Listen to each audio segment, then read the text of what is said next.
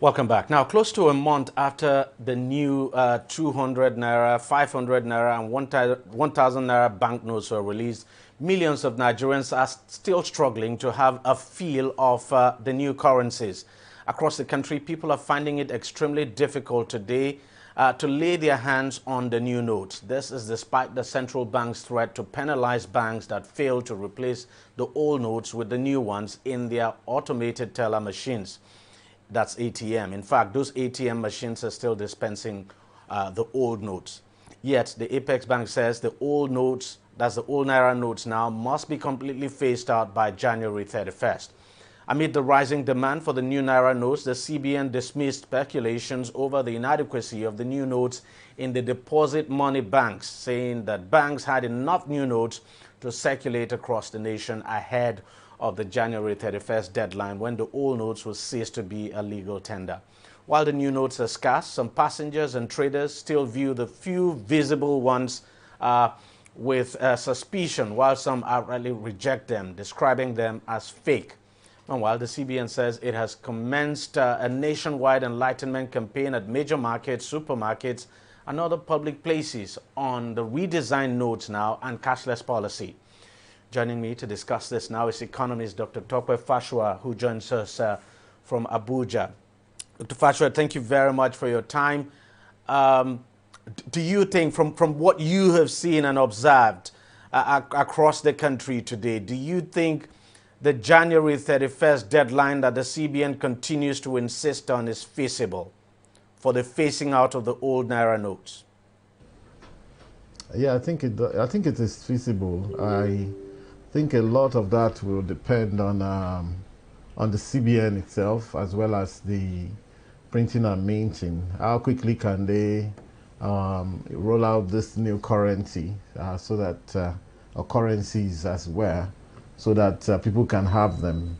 So it will depend on their logistics. I believe that before they would have embarked on this, they would have put in place many things to ensure that they've got us covered. In the last few days, we've seen significant improvements. As I'm here now, I probably, I don't have any of the old currencies already. So let everybody try and take themselves out. Of course, the problem has been that the banks have not been awash with the new currency. But it also takes a short period of time in this age of communication for them to get the new currency. Most of the banks, well, I live in Abuja, so I think maybe in some of the rural areas it may be different, but logistically all that can be done. Most of the banks already have at least one ATM dispensing the new currency, even though I think the idea of asking customers to go to ATMs to withdraw is to kind of sensitize customers or orientate customers and Nigerians to a new way of doing things. If you go across the counter, they are unlikely to pay you the new currency.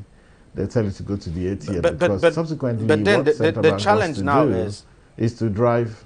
Sorry? Yes, I said then I can understand. I mean, if you say, for instance, in Abuja, some ATM machines are dispensing the new notes, but the truth is that across the country, in quite a lot of places, the ATM machines are not dispensing the new notes. They are dispensing the old notes. And quite a number of these banks have also come out to say they do not have enough of the new notes. So I'm just wondering, do you think this is deliberate on the part of the central bank just to drive the cashless policy? Because you would expect that the CBN would have provided more than enough of the new notes so that there will be a seamless transition, so to speak, from the old to the new. Well, again, it will not happen all at once. You know that we are often very impatient with some of these things. And of course, we live in the social media age where everybody has an opinion now. And so policy making and implementation has another hurdle to cross because of cynicism. From get-go, some people, I mean, we've seen all sorts, but some people allege that it was just an avenue to issue a new contract to some people to make money. Some people have been getting the money and trying to wash them for whatever reason. Some people have been trying to clean them with reagents to see whether they will peel. So all sorts of things are going to happen. Now, you know that even over the weekend, a lot can happen. It was during this past weekend that Abuja banks, at least, and Lagos banks, must be said, because those two parts of Nigeria taken very seriously. Commercial center Lagos, federal capital Abuja. It was just over last weekend that they started loading in their system. Before last weekend, you could withdraw across the counter. There was a time they would pay you just 10% of what you wanted to withdraw in new currency. The point is that's not a problem. See, exchanging currency is one of the simplest things you can do, because they're just basically taking out the old ones and paying everybody in the new currency. The central bank has tried to ensure that they reduce the volume of cash that can be taken across the counter. That is also to help them, okay, to be able to fulfill obligations. People are going to be withdrawing out of curiosity. I can tell you that I personally withdrew some cash just out of curiosity to see what the money is like. So in the beginning, there's going to be that deluge of withdrawals. And when I wanted to withdraw in the ATM also, there was a man in front of me who was there for so long because he wanted to withdraw perhaps 100,000 limit using different cards. Okay, so but the point is that long and short, at some point in time, this money is going to be everywhere, and it's good to draw that deadline of January 31st. However, in policy making also, nothing is a hard and fast rule. If by January 31st they realize that they're not meeting up or people are having some issues, nothing stops them from extending by 2 weeks or 1 week or a month or whatever, because laws are made for men, not men for the law. So I don't think there's need for a lot of the brouhaha that we're seeing. Let's talk about the cashless policy now, because I mean this goes hand in hand with the cashless policy of the CBN, and we know the limit of withdrawals, not more than 100,000 or so per day. What do you make of that? Because I mean the CBN has had to change the policy. Do you think you should leave it at what it is now, or that there's need to make some adjustments? I think they should test it at where it is. The initial policy sounded a bit harsh, sledgehammer, the 20,000 per day thing and so on. But now they've made it like you could withdraw up to 100,000 a day with a card from an ATM machine and so on. So I don't think it's such a bad thing. I think it is where the entire world is going. Post-COVID, people who travel around the world realize that cash is actually totally out of reckoning in most economies now. People don't carry cash anymore. People don't even carry cards anymore. Usually people use contactless cards, virtual cards, because trading is now contactless. You buy something, you just put your phone near to it. I've seen where some people just put their palm or something. I don't know what is in their body, honestly. It's got to that point. Maybe their wristwatch, I don't know. So different ways of making payment. Because again, COVID was meant to bring this contactless kind of trading and all of that. But the point is this, that if every country is now moving towards contactless and cashless, why not Nigeria? What are we waiting for? Okay. Why would Nigeria want to continue to lumber cash? And I've heard a lot of this argument about people in the rural areas. Yes, exactly. This argument is usually made by people in people in the developed areas and urban areas. You're stating a position. It's not as if those people are voiceless.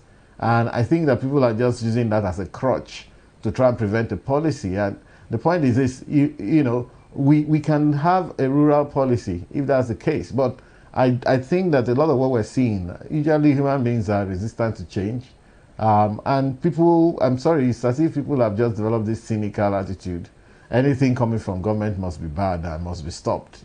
So those who should be supporting the policy, looking at the larger picture, especially for me, as it relates to public expenditure, public finance, the fact that now there's a ban on withdrawal of cash from any public account, very important. We're going to see an increase in what they call value for money in public spending, public procurement. It's going to be difficult at some point for people to withdraw the amount of cash that's needed for corruption and for other illicit activities. That is how societies are cleaned up. So if it's happening elsewhere, it should happen here as well. So that's very, very important to me, that this is a policy. When you follow the money, finance is a veritable tool against crimes, against this so-called corruption. So Nigerians must ask themselves, do they want corruption to end, or they just want the Nigeria to continue the way it is, so that we can wake up every morning and continue to complain and point fingers when even we are not ready to change our ways, but we want to be able to point fingers? That is the point where we are. Even if, no matter what we say about our leaders, you see, like they say, even a dead clock is correct twice a day. We must admit that no matter how much you complain about them, every now and then they're going to come out with a policy that actually matters, a policy that works. That's true. And this is one of the times, in my view. All right. Just before I let you go, let me quickly ask you, since you've withdrawn this new Naira note, you've touched it. I mean, you can feel it. Tell me what your impression is of the new Naira notes. I mean, when you felt it and all of that, because we've heard of people rejecting it. We've heard of people coming out to say the new Naira notes do not look, they look fake and all of that. Just give me your take from you know, your feeling the Naira note, seeing it and touching it. All right. So again, I think is the general cynicism, which I think we should get rid of. Money is for spending, not for washing. Okay, it's not for decoration. It's not for admiration. Okay, so it looks, they will say it looks fake because there's a different color, you know. But God help us. You see, let me tell you, if Nigeria would progress, the cooperation of we Nigerians is important. Every country changes currency. Why is it Nigeria that they're making so much noise? I've traveled around the world post-COVID. In the UK, they've changed currency. Now they're changing it for the second time after COVID.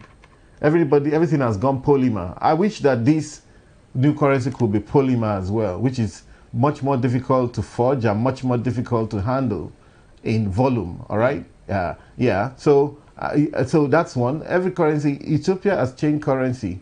The UAE has changed currency without any noise. Many places they've changed currency without any noise. So I don't know.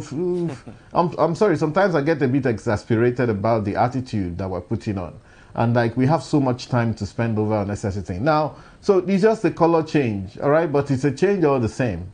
I think that the paper they use is a little bit thinner than what they had. But it is between the printing and minting and the central bank, you know, to decide. Because currency management, for what I said from day one, the currency management is a function of the central bank. They must be allowed to play their role. 17 years on, they hadn't touched that currency. 17 years on. Since 1959, when we started having currency, we had rapid changes. 59, in 63, they changed the currency, 1963, to the currency issued by the Federal Republic of Nigeria when it became a republic. In 1968, they changed the currency because of the war. You know, the central banks down, there was some abuse of the currencies in the east of Nigeria. They changed it. Because of the war in 1968. In 1973, we had the Naira. Awolowo brought the Naira. In 1978, they brought the 20 Naira. In 1977, they brought the 20 Naira. In 1978, they brought the 1 Naira note, 5 Naira note, 10 Naira. You can see the frequency and rapidity in 1978. Then that went on. In 1984, Buhari changed all of, when he came as a military leader, changed all of the currencies, changed their colors. Okay, which is exactly what he's trying to do now. That's in 1984. Then in 1991, okay, they brought, when I was serving, they brought the 50 Naira. In 1999, they brought the 100 Naira, 2000, 200 Naira, 2001, 500 Naira. And then 2002, 1,000 Naira. And since then, we've gone to sleep. In fact, 2005, rather, 1,000 Naira. We've gone to sleep. So, currency management, just as banking supervision, supervising the financial sector, just as trade and exchange to ensure that our trade is okay, just as monetary policy, those are the functions of a central bank. Yeah. So if they've gone to sleep for that long, we should actually be asking them, why have you gone to sleep for so long that you have not change the currency in a country where we have a huge problem with forgeries. We have a huge problem with the informal economy. We have a huge problem with crime, kidnapping, and all of that. There's no better weapon to go after the illegal, the black market, what they call the black, world, as bad as the dark web, than to go after the currency. Right. So the more we move towards cashless, the more towards electronic, the more those transactions can be traced and criminals can be caught. Absolutely. Dr. Tekwa Fashoa now, thank you very much for your time and thank you for talking to us. You're welcome. Thank you so much. Well, that's how much you can take on the program this week, but thank you very much for watching. I'll see you again next week. Bye-bye.